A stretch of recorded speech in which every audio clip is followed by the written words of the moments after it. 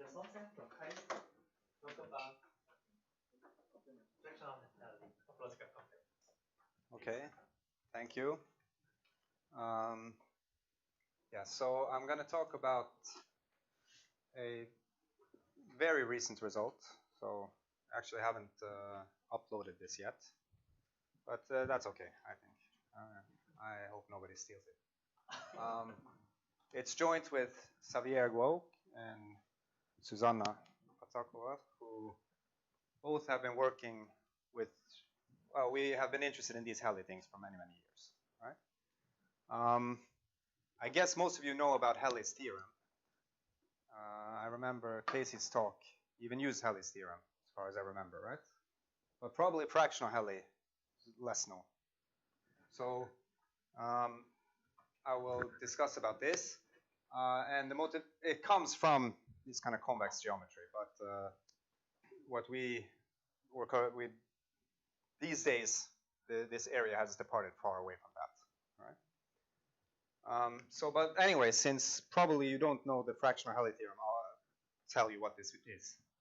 Right? So it says the following, that you take an integer d, that's your dimension, and you take any alpha, which is strictly positive, but less than or equal to 1, and then there should exist, or there will exist, another constant, beta, or think of it as a function depending on d and alpha. It will be positive with the following property, that if you take n convex sets in the d-dimensional space, and suppose at least an alpha fraction of the d plus 1 tuples intersect. All right, so you have a family of n sets, and an alpha fraction of the d plus 1 tuples have a point in common, right? Intersect. Then there is a point that's in common to at least a beta fraction of all the members of the family. Okay, so this is the fractional Helly theorem, and some remarks about it. So this is originally this was discovered by Kachalski and Liu in 1979. I believe that's the year. And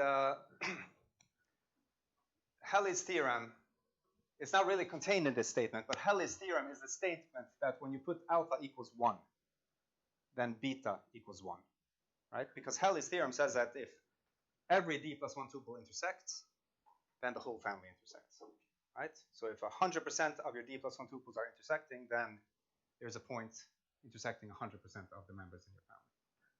And so this is a sort of more a looser version. You don't need all the d plus 1 tuples to intersect, but you need a positive percentage of them. Then you will get a point that intersects, maybe not all, but a positive percentage. And you can compute what this beta is. And that was actually done a few years later, originally proved by Kalai in 1984, who found the exact function for which this holds. All right? So that is the correct function, and the number that he gets there, the function he gets there, also was proved implicitly by Echo, and they proved this about simultaneously. And in fact, what they are proving is something much more precise about the f vector of families of convex sets. So if you're given a family of n convex sets, you can write in the d-dimensional space, you write down f0 as how many sets there are, in this case n. F1 would be how many pairs intersect. F3, how many, F2, how many triples intersect, etc. Fd would be how many d plus 1 tuples intersect. And then you keep going like this, and you generate this vector. And that's a kind of vector that you might have seen in other fields like convex polytopes and stuff, the f vector, face vector of some kind of object. And actually their results are really describing the f vector of a family of convex sets. And from there you can derive this bound.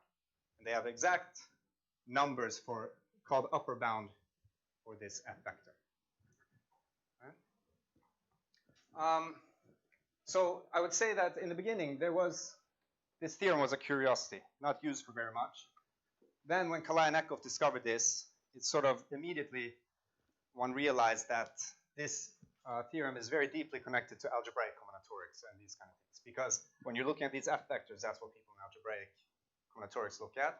And later, Kalai even showed that his precise F vector bound on these families essentially is equivalent to Stanley's upper bound theorem on simplicial spheres, which is another statement about F vectors. So somehow there is some deep connection to this kind of enumerative or algebraic combinatorics. And then, about a decade later, it became famous again. Because Alon and Kleitman, it turned out it was the crucial part in their proof of a conjecture by Hadwiger and de Bruyne, which is, again, about families of convex sets, but it's really about the chi-boundedness of certain hypergraphs arising from families of convex sets. And the way that we sometimes, or the way that I like to think of this, is this last one. That's just an interpretation, right? So when you have a large family of convex sets that all intersect, Helly's theorem says this is if and only if every d plus 1 tuple intersects, right? That's what Helly's theorem is saying. So what this is saying is that look at a family of convex sets, and now you make a hypergraph as follows. Every time a d plus 1 tuple intersects, you make an edge, an edge with d plus 1 vertices, so you make a d plus 1 uniform hypergraph, right? And this is saying that those hypergraphs that arise in this way, they have a very special property, that if the hypergraph is dense, then the cliques, there is a large clique, a linear size clique in your hypergraph, right? Where the size of the clique is size beta, and it's a linear size clique, right? And so this is a very unusual property of graphs. You can even in the case d equals 1, where it's really graphs, right? The intersection graph of intervals on a line. This is, then you're talking about graphs. And this is not a common property among graphs, right? Just think of the two-run graphs. They are dense, so you fix a clique size. You can make, and you can have a certain density, a positive density, but you never get bigger than that clique size. But it's saying that those that are coming from convex sets, they have this other property that these cliques, once you start putting in enough edges, the cliques start concentrating, or the edges start concentrating and forming cliques of a linear size. And so that is sort of the viewpoint that we have, that we're really talking about hypergraphs and this kind of linear size clique phenomenon that's happening in dense hypergraphs. And so what we want to understand, for various reasons, is what is it that makes hypergraphs have that property? Uniform hypergraphs to have this concentration property. We know that it happens for convex sets. And, well, are there other sort of set systems whose intersection hypergraph will have the same property? Right? So in a sense, we're studying classes of uniform hypergraphs. And, I mean, one way to study classes of graphs or hypergraphs would, you try to control some parameter, right? Maybe width, some various types of width that you guys like here, or you forbid some kind of subgraph or induced subgraph, or there are these ways of defining graph classes, and then you see what kind of properties come out. Well, we look at graphs from this intersection graph point of view. And it's not too crazy because, of course, every graph or uniform hypergraph can be viewed as the intersection graph of some set system. And then we're looking at this viewpoint, and we're saying what kind of parameters on the set system will control the property of these kind of properties. So that's sort of the motivation behind this area. Okay, so let's, so like I said, we want to go beyond just intersections of convex sets. So from now on, I think there will be no more convex sets. That's just historically where this comes from. No, that's not true. I forgot. First, I'll show you a little proof. Okay, so I'll do it in the plane. It generalizes easily. So I have a bunch of convex sets. I focus in on 3 of them that intersect. Okay. Now what I'm going to do is I'm going to fix some fixed linear functional, and I'm going to look within the intersection of that triple. I'm going to look for the extreme point in that direction. Right. So I marked it there. And then I make the observation that that extreme point is also the extreme point of some pair within that triple. or in general, that extreme point is the extreme point of the intersection of a D tuple within that D plus 1 tuple, right? So you see it clearly in this picture. You maybe have to imagine what this looks like in higher dimension, and to prove that this is in fact true, you actually use Helly's theorem. Okay, so take an average D tuple that intersects, right? The average D tuple is an extreme point of at least, so I have this many intersecting D plus 1 tuples. There are this many D tuples together, right? So it means that the average D tuple is that has an extreme point, which is the extreme point of at least this many D plus 1 tuples. Now look at this most popular extreme point, the one that's used the most times, right? Every time it's used, it's a D tuple, it's a fixed point, and there's one additional set forming the D plus 1 tuple that intersects it. So you get this many plus the original D that contain that specific extreme point, and that is a positive fraction of all the sets. So that's how easy you prove this for convex sets. Right? And so you see it's not a difficult proof when you are in the setting of convexity. But there's one weakness here. When I put alpha equals 1, this proof doesn't give me Helly's theorem, right? I don't get a point contained in all the sets. So that's one weakness here. But there are you can prove actually purely combinatorially that you will also get Helly's theorem. But that's a side point. So now I want to go beyond convexity. So this was the last I talked about convex sets. Does this proof give the optimal bound by color? Or no, not at all. Okay, so here is the first generalization. And it actually is Kalai's original proof. Contains this generalization, which is you get the exact same theorem. Should I try this pointer now? There. The exact same theorem that I mentioned first with the exact same bound for something called good covers.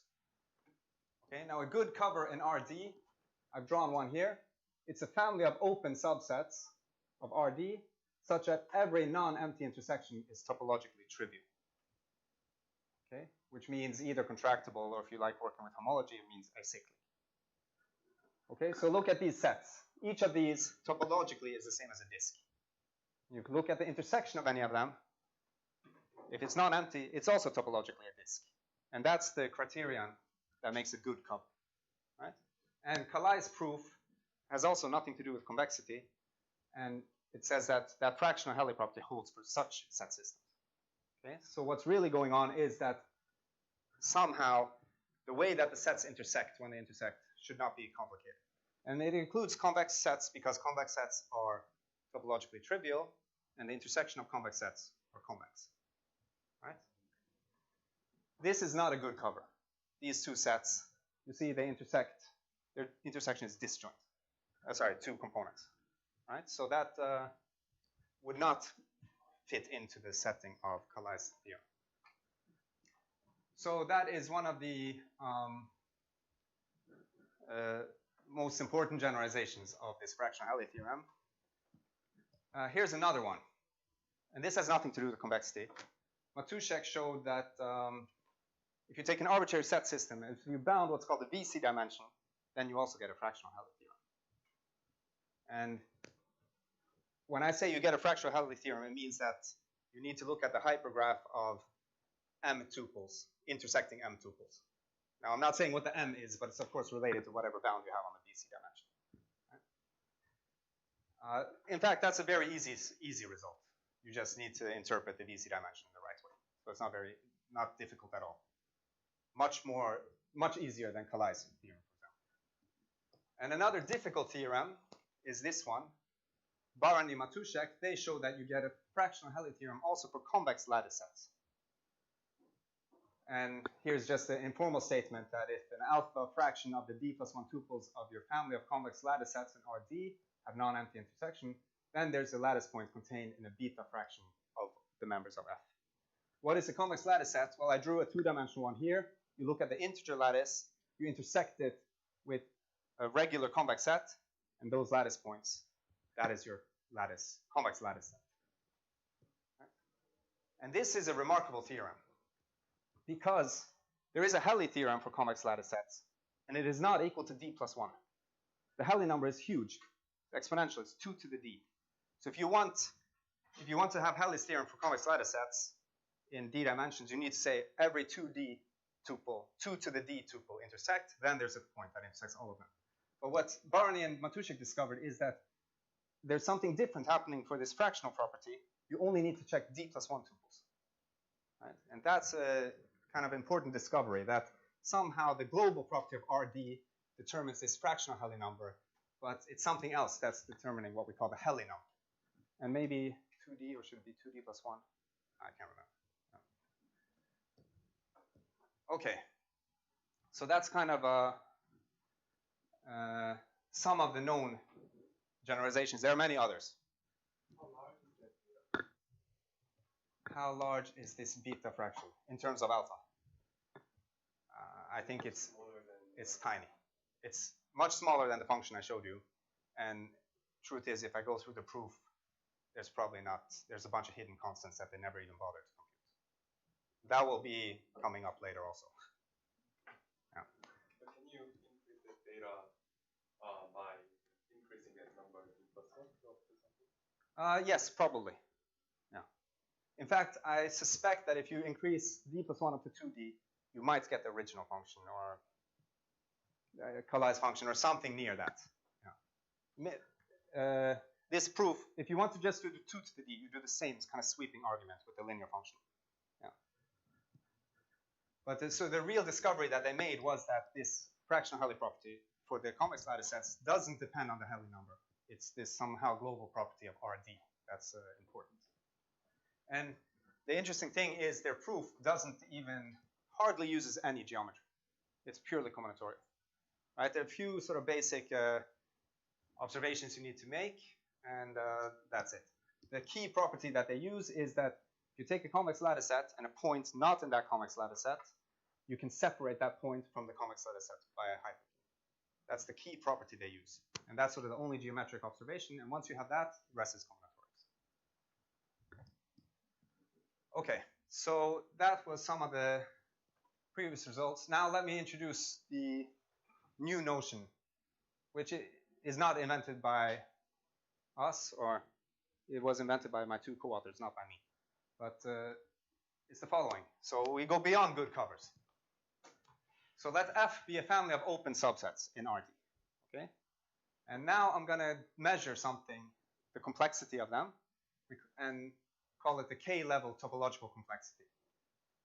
And what you do is you look at all the possible subfamilies. You look at the intersection of all the members in that subfamily, right? And what you measure is what we call the ith Betti number of this, or the ith reduced Betti number. Okay, that's going to be some number. So for beta 0 is measuring how many connected components there are in this intersection. Beta 1 is measuring how many kind of one-dimensional cycles there are that cannot be closed. Beta 2 are the two-dimensional cycles, etc. Right? So you're essentially measuring the number of holes. Where connected components, you think of that as a zero-dimensional hole. Right? So this family, for example, which consists of 1, 2, 3, 4, 5 sets, is certainly not a good cover, right? This guy and this guy, they intersect in these separate components. This green one itself has three different components and a hole there. This is very far from a good cover. Yet, you could measure its topological complexity, right? That's just to go over all the subfamilies, measure these numbers, and you get the topological complexity. Okay, so this is sort of our goal, is to try to, like I said in the beginning, we want to have broader classes of set systems for which we can get this concentration property. Now here's some examples of this notion. So first of all, F is a good cover. It really means that this topological complexity up to the level D is 0. Right? Just topologically trivial. if you take what's called the family of pseudospheres, what is that? It's, imagine just spheres in some d-dimensional space. What happens when you intersect two spheres? Well, you get a lower dimensional sphere. And so on and so on. So and pseudospheres is just, they don't have to be actual spheres. They just have to topologically be like spheres. And when you intersect them, they intersect topologically like spheres. They will have topological complexity 1. Maybe I should put equal 1, but, right? Because there's just one hole, right? More generally, or maybe it's not more general, but another very popular type of family that they like to use are families of semi-algebraic sets, which are sets defined by some finite number of polynomial equalities and inequalities of some bounded degree. Okay? So if instead of pseudospheres I just took spheres, that would fall into the class of semi-algebraic sets. Right? These are algebraic sets, actually. But you could have like thickened spheres, so greater or equal to this radius, less than or equal to this radius, you get these thickened spheres. That's a semi-algebraic set. And you can build all kinds of semi-algebraic sets. And the number of inequalities and the degree, this is called the complexity of the semi-algebraic set. So as long as you bound that, then it turns out you will get a bounded topological complexity. Not too surprising. Okay. Now, where did this definition come from? This one here, which is sort of more general than all of this.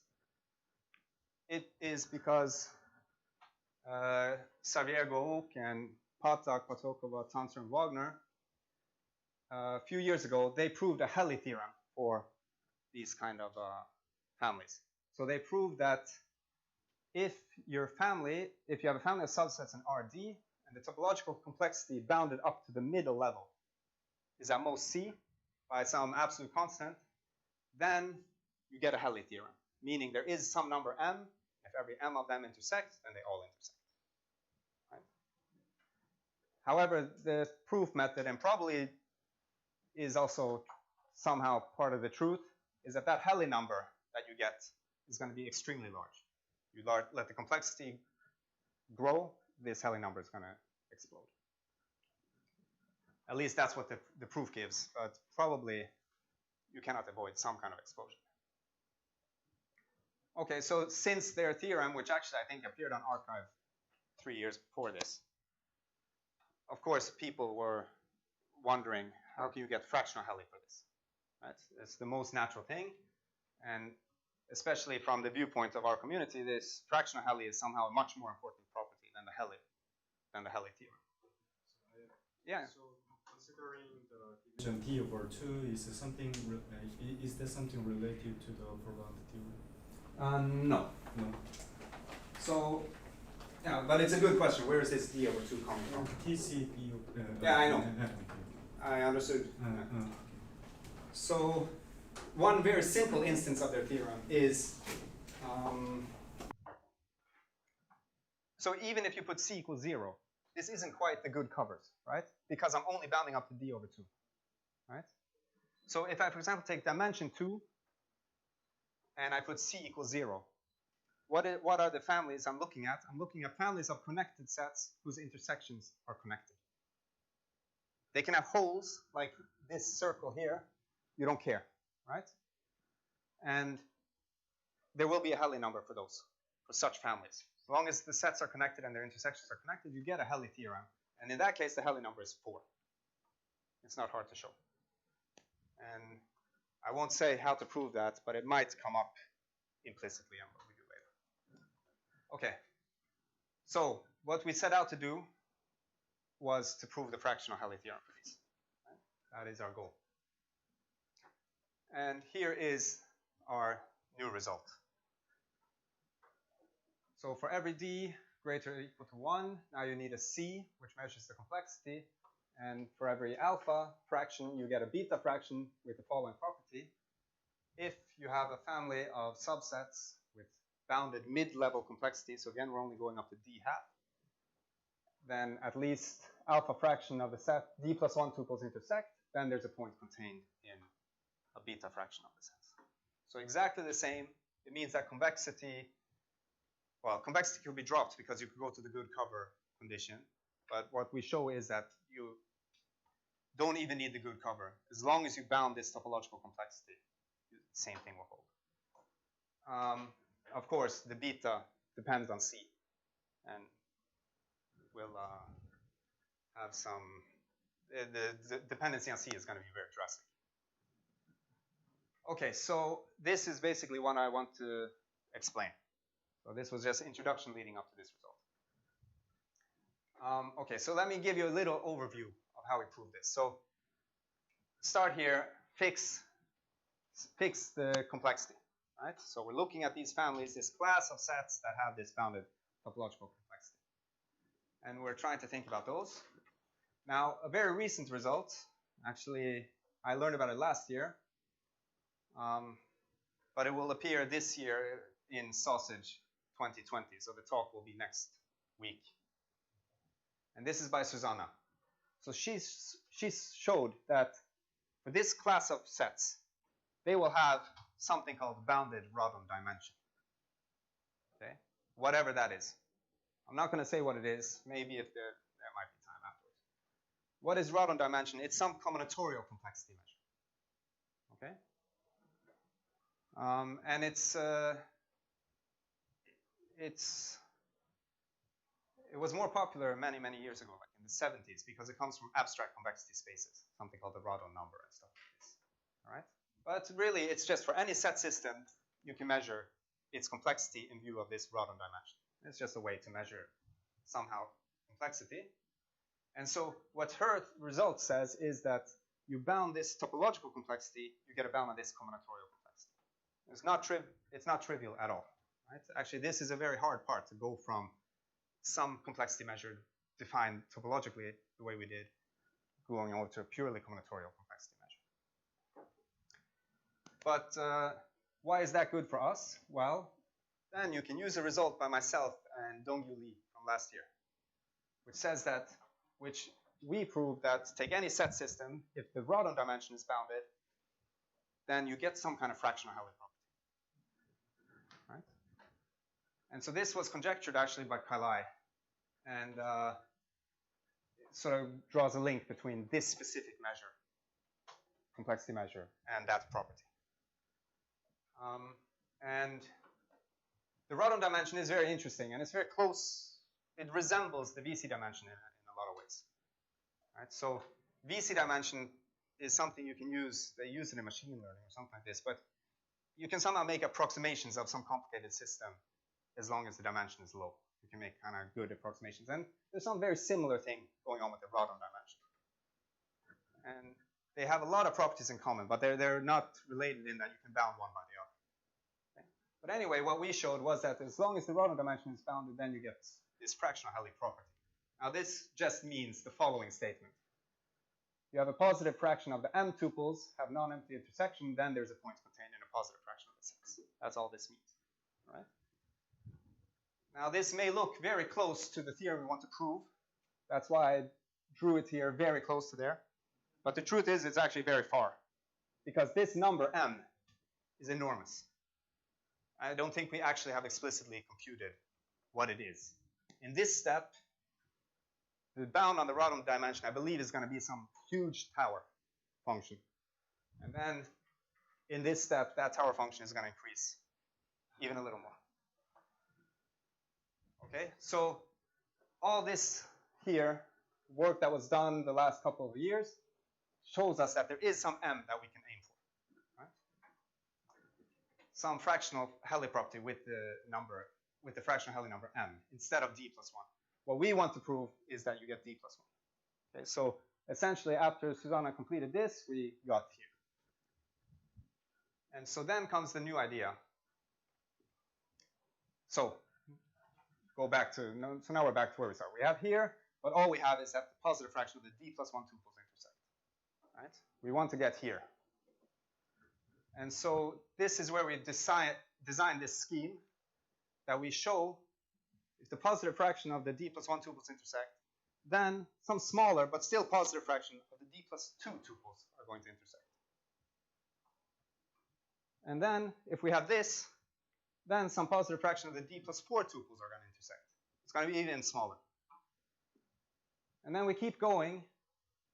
You do many, many steps, and positive fraction of the d plus 2i tuples. It's going to be tiny, but it will always be positive. And then we keep going all the way up here. All right? So that is our new result. Okay. Is it clear? But that doesn't still show the theorem. Yes. M is D, right? Yeah, but I fix C. I fix the topological complexity. This is some absolute constant. And this is for any fraction you put into here, as long as that fraction, so if I put in 8% of the M tuples intersect, I will get out a point contained in 1% of the sets. Right? But if I can also put in, instead of 8%, I could put in 0.2%. I can put any positive number in here that I want. So I start here with my alpha fraction. I get an alpha half fraction, or something like that. I get a smaller fraction, a smaller fraction, a smaller fraction. Eventually, I'll get up here with a 0.00001 fraction of the M tuples. But that guarantees that there is a fraction intersecting. So you have to continue this step all the way until you reach Until M. this number becomes n. Okay. But the whole point is that this number, the fraction here, never goes to 0. It tends to 0, but it never becomes 0. And so this scheme kind of had the idea of this scheme many years ago. But it was doomed to fail because I don't have a stopping point. Right? But now, with this chain, we know that this process will end at some finite point, which gives us the result. Okay, so So do you apply the same step? yes, it's the same technique each step. Okay, so this we call the boosting process, because we're boosting from d plus 1 tuples up to whatever finite number you want. Right? All that happens is that the fraction drops down. Okay, and so what I want to explain is just this boosting process. Okay? So for this, the main object that we're going to use are something called grid complexes, what we call grid complexes. Maybe that will change in the final version because maybe there's a better name. I don't know. Okay? What is a grid complex? Well, you start with the one-dimensional complex or cell complex, which is essentially a path on n vertices. Call that L sub n. Okay? So here is L6. There are zero-dimensional cells, those are vertices, and one-dimensional cells, they're edges. Okay? And then you just take products of these. Right? So this guy, colors aren't very clear maybe. This is a two-dimensional grid complex. 7 by 7. It consists of 0 cells. It consists of 1 cells. It consists of 2 cells, which are the filled squares. 3-dimensional one, you still have vertices. You have now 1 cells, which are edges. You have the 2 cells, which are the walls. And then you have 3 cells, which are the filled cubes, little cubes. Right? And we can also speak of the skeleton, the k-dimensional skeleton, which just means, for example, if I took the 2-dimensional skeleton of this, it means it's the complex with vertices, edges, and walls, 2-dimensional walls, but you don't include the 3-dimensional guys. Right? And this is just a cell complex, which is kind of a variation of a simplicial complex. So the main new idea for us was to work with, in topological combinatorics, we most often work with simplicial complexes. But for us, it turns out that these cell complexes are going to be much more convenient. Sorry, these grid complexes. Okay, so here is the first lemma. This is kind of a fun one, even for people with interested in graph theory. Okay, so it's a non-embeddability lemma. So it says the following, that if I take, so m is an integer greater than d, greater than 1. So I take the grid complex of dimension n with d plus 3 vertices in each direction, right? And now I take a continuous map into Rd. Then there will be independent faces, which means the faces that have no vertices in common. Okay, so, and their dimensions will add up to d. Sigma and tau, the two faces will not be contained in any coordinate hyperplane. So you have the axis parallel hyperplanes. There's no, those two faces are special, they're not contained in a coordinate hyperplane, and their images will intersect. So it's kind of a non-planarity. So if you take d equals 2 and m equals, well, m is bigger than 2, this is a non-planarity, right? Because when I take d equals 2, I'm looking at the one skeleton. So I'm really looking at a graph. I'm looking at this graph here, right? I'm saying when I map this into the plane, well, this graph is non-planar, or that graph. It's easy to see that it's non-planar, but not only do two edges intersect, but two edges that are not contained in any common coordinate hyperplane will intersect. You see what I mean? Yeah. So it's sort of stronger than non-planar. It's giving more restrictions on where these edges can be. So they're not only vertex disjoint edges, but they're really kind of apart from each other within that grid complex. You look like you have a question. I'm still trying to understand what happened with the case when these two. So you. Yeah, that's the best case to think about, and that's the first one we found. So you want to map it into a grid? No, I want to map the grid just into the plane. Yeah. Continuously. So just think of drawing the graph. So when these two, this is a one-dimensional complex, right? It has vertices and edges, and it's this cage, this grid cage, and I'm drawing this into the plane, and it's not hard to see that if you make enough vertices, more than 3, this is a non-planar graph. So certainly you will have edges that intersect. But what we're getting more is that those edges that intersect, we can guarantee that there's an intersecting pair of edges that are not contained in a common coordinate hyperplane. Right? So in this picture, it means, for example, this edge, this was actually a drawing in the plane. I see that now. But now imagine that it's in 3D and I'm drawing it in the plane. So maybe this edge intersects this edge in my drawing. But that one I don't care about because they are contained in this XY plane. Right? But maybe this edge intersects that edge. That's the kind of thing I'm looking for. This edge and this edge, no good. They're contained in a common plane. Right? So they're kind of far apart in this grid complex. So no matter how you embed this plane, you're gonna have. Well, you can't embed it, but no matter how you draw it on the plane. Yeah, right. Yeah. You can find the crossing where these two edges are coming from. They're coming from not contained in a common hyperplane. So think of that as being far apart or something like that, right? So all the guys in this flat plane here, sorry, in the bottom plane here, you see this 3 by 3 grid graph, right? Now maybe you thought that you could twist this up so that you get those guys intersecting, but you avoid other intersections. But that's not true. These intersections, we don't care if the things in the bottom here intersect, right? What matters is something from here intersects some guy in an independent plane. Okay, so, and then there's higher dimensional versions. So you go to higher dimensions, now you're looking at with these 2-dimensional walls, and now you're maybe in 4 dimensions, in the 4-dimensional grid, right? And you need to control that. But it's enough to think of this in this planar case, actually. Yes, m-1, right? Coordinate hyperplane of that grid complex. It's not optimal. The number here, d plus 3, is not optimal. That's just what, if we wanted to prove this in general, we needed d plus 3. In fact, before we had the general proof of this, we proved the same property for this one. So the 1-dimensional case is easy. But for into the plane, the 3 by 3 by 3 grid graph, or will have this property. This is the smallest. And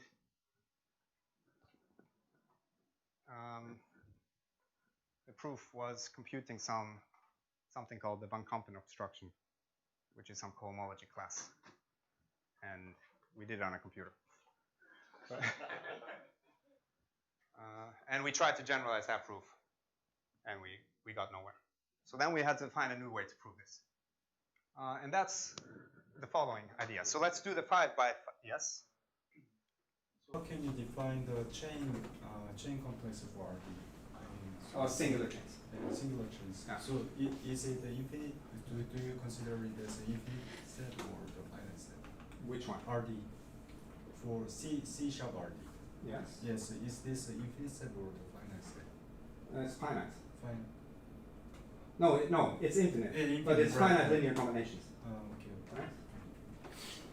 But that's just the standard singular chains. Yeah, so okay, so this is something that we will need technically in the proof. That it's not only for continuous maps, but it's for something called chain maps.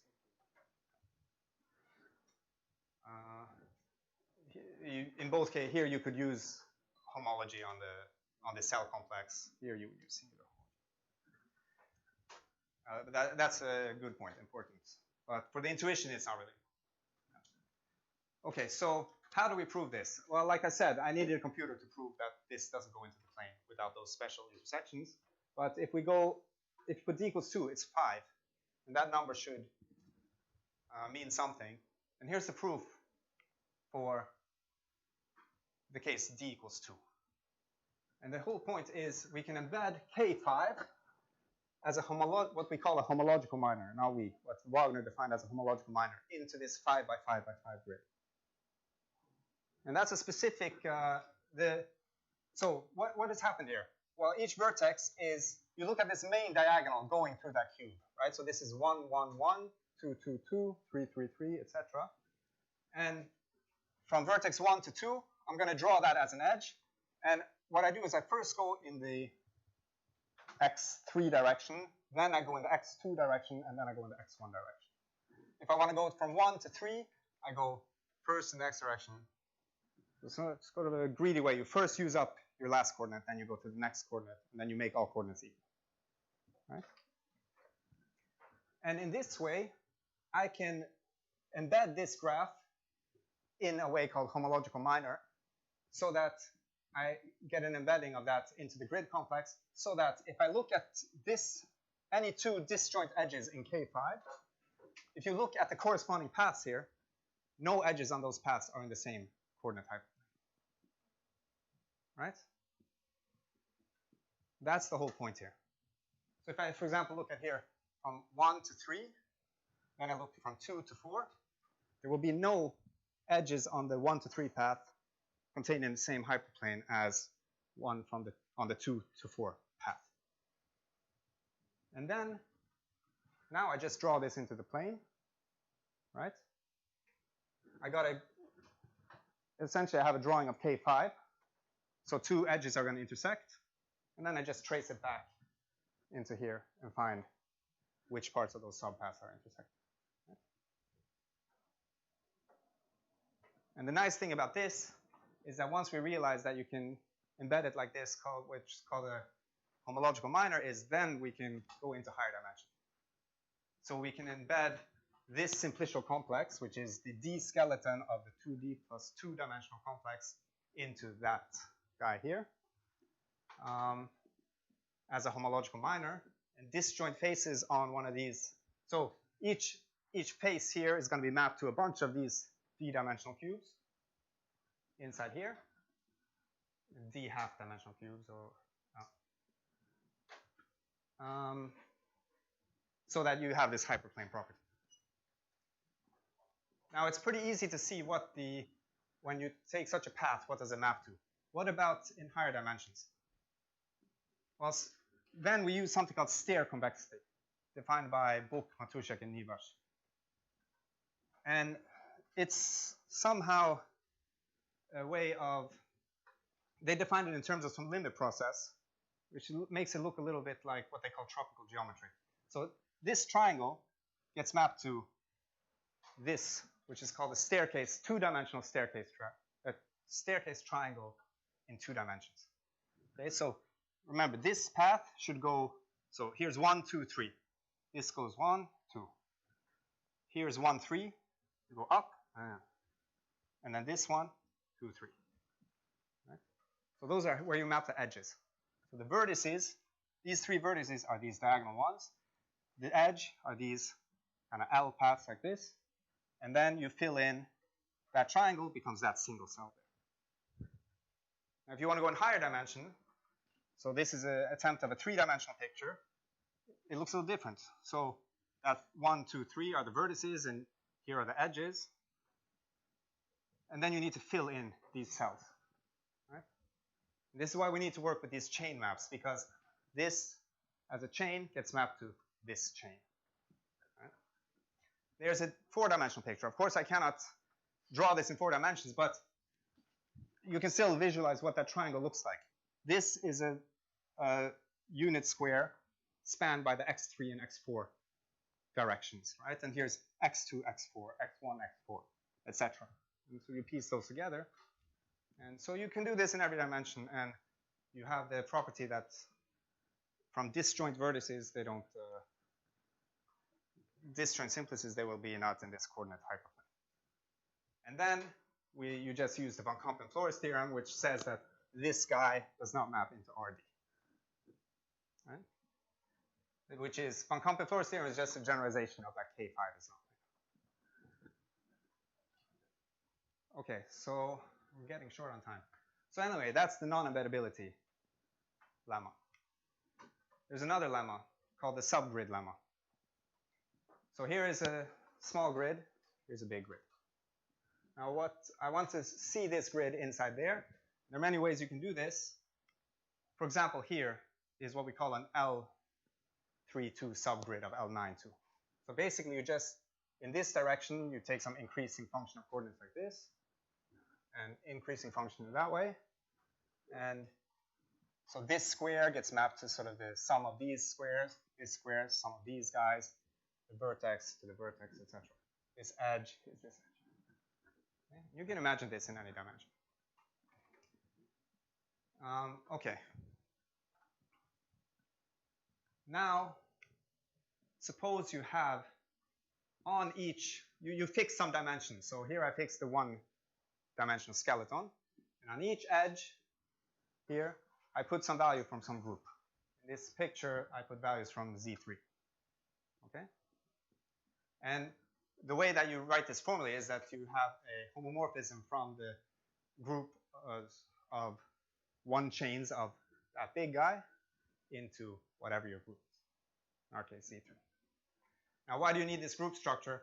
Well, later, if I want to look at what, so here's a value on this edge, here's a value on this edge. What if I want to look at the value of the sum of this edge and this edge? Well, it's just the sum of the values on the edges. Okay? Now, the subgrid lemma is the following. No, I need to give you one more definition. So now I can speak of this subgrid, or that subgrid, lying in the kernel of this homomorphism. Now, do you see why it's in the kernel? This edge, this first edge here, got mapped to these 2 plus 1. Right?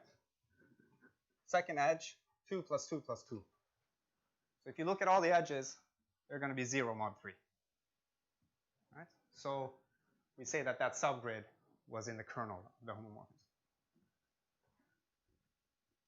And the subgrid lemma is just a Ramsey-type result. It says the following. Fixed integers q, k, m, and a. Then you can find some huge integer n, such that you take any additive group, you look at such a homomorphism, you can find a subgrid in the kernel of that f. Okay? I think it's not too surprising. And I mean, you prove it by some kind of recursive method, the way you prove Ramsey's theorem. You cannot, as far as I could see, you cannot apply Ramsey's theorem directly or something. So you need to, I mean, you're capturing this group structure and things like this. So, but it's not too hard. Try to do it for just the 1-dimensional case. All right, so you have a path, you have a group elements on the path. If the path is sufficiently long, there's some sub, I mean, you can divide it into these sub pieces so that each is 0 on each sub segment. Okay, so those are the main lemmas. Then we can, okay, I have enough time. So now I can prove the boosting lemma, okay, the boosting steps. So now m is fixed at some 2d plus 2d plus 2 to the I. And I have my family of subsets.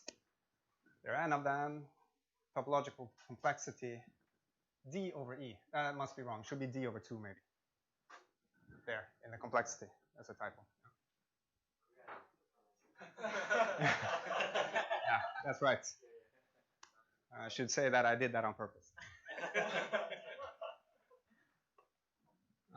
Okay, so then I make my hypergraph, which is just the sets are my vertices and the edges are the intersecting m tuples, where m is my d plus 2 to the I, right? So I look at that hypergraph. So by assumption, I have a dense uniform hypergraph, right? Now I use supersaturation.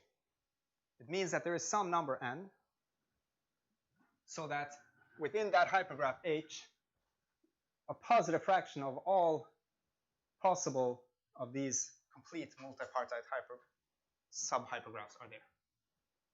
And this is the Erdős-Simonovitz supersaturation. You already know this. Well, you certainly know this for the graph case, right? You have a dense graph. There's going to be, you fix 100, there's going to be a positive fraction of all possible bipartite graphs with 100 vertices in each class, right? And this is just the hypergraph version of that. So now I know, so such a thing is determined by capital N times M vertices, right? So you fix capital N times M vertices, right? And then, well, there are many ways to partition it, but there will be a positive fraction of those choices will have such a hypergraph on that subset of vertices. Okay. And how does this relate to grids? Well, there's kind of a duality. That complete multipartite hypergraph is kind of dual to the grid complex, right? Each edge of that hypergraph there, you can think of as a vertex. If you want, right, you can do it very explicitly. This first vertex class, you label the vertices 1, 2, 3. Second vertex class 1, 2, 3. Third vertex class 1, 2, 3. And an edge is some number from the first class, some number from the second class, some number from the third class. And that tells you a coordinate in the grid complex. So they're kind of dual to each other. So that's sort of why we are interested in these guys. Now we know that, so what I do now is I fix such a subgraph in my graph, okay? So that's now fixed. So I can say it like this. For every subfamily that corresponds to such a hypergraph that contains this guy, I'm going to fix him. I'm going to fix that one. And what I'm going to show is that that corresponding subfamily contains an intersecting 2m minus d. Right? 2m minus d is d plus 2 to the I plus 1. And since there's a positive fraction of these everywhere, it means by double counting, I'll get a positive fraction of these guys. And then you can compute how much I'm losing on the way in this constant, right? So that's what we have to do. And what does it mean that this subgraph is a subfamily here? It means that you can partition your subfamily into m parts. And whenever you choose a set from each of the parts, their intersection is non-empty.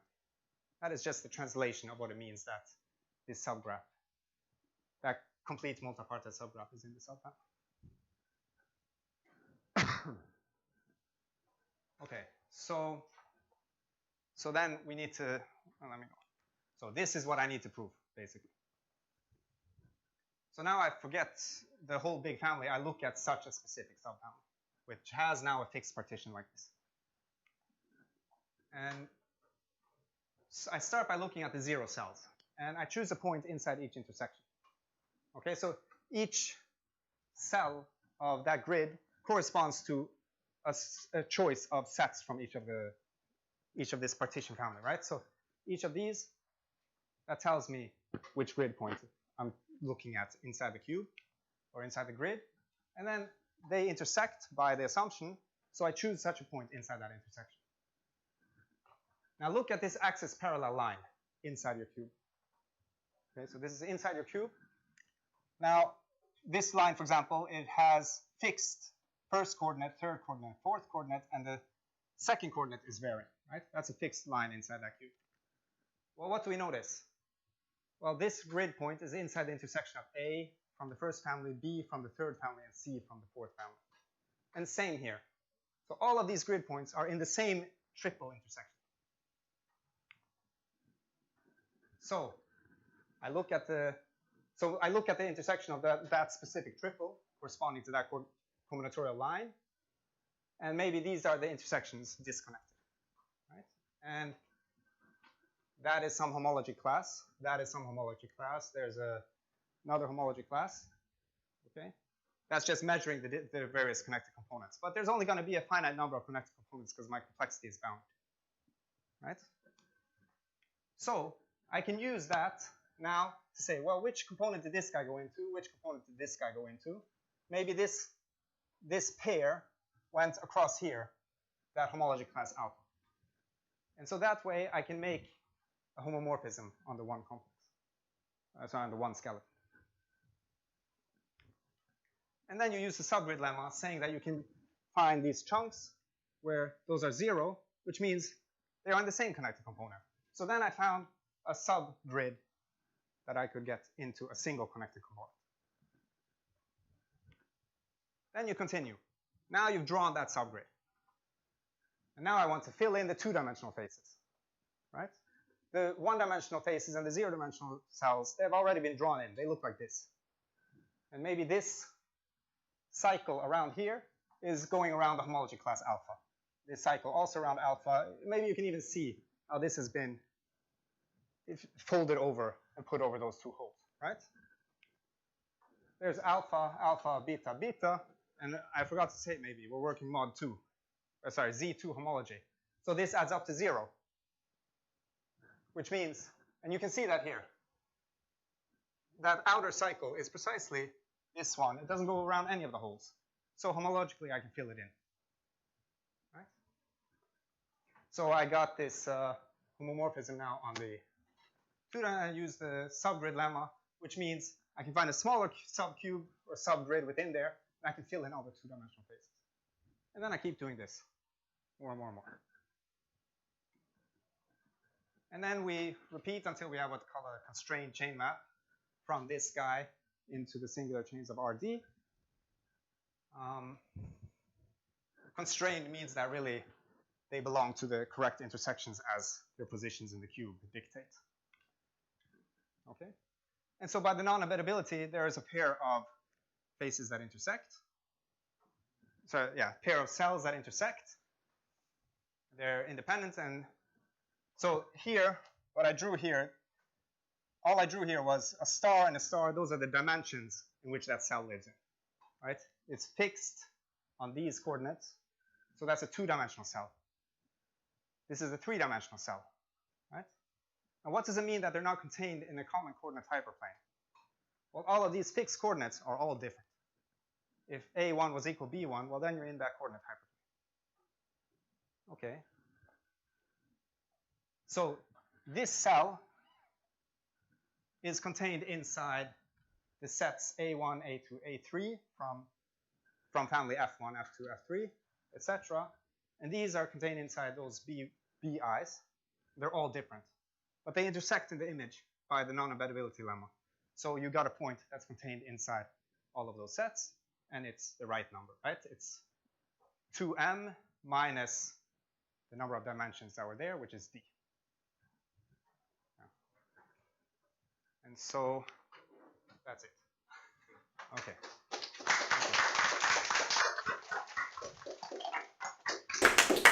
Okay, thank you. Any questions?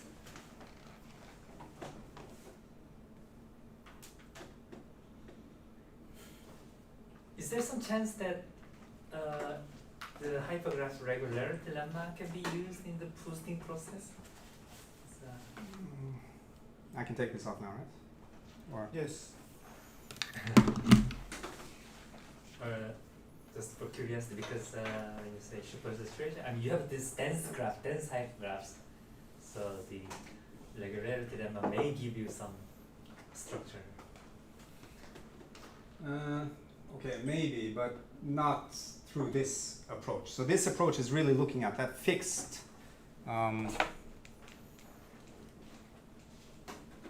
This approach is really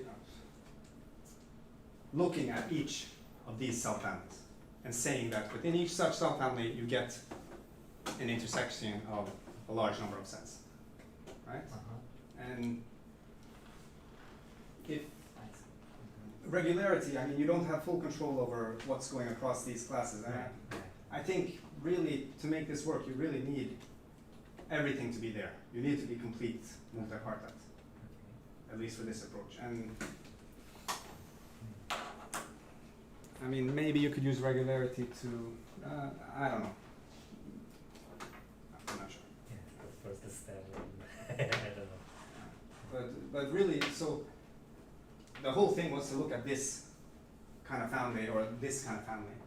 This is, you know, some people call this a colorful Helly theorem. You have these color classes and every colorful selection of sets intersect.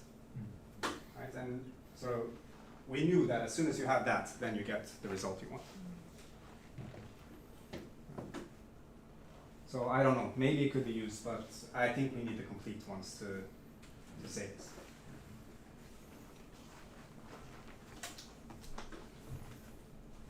Other questions?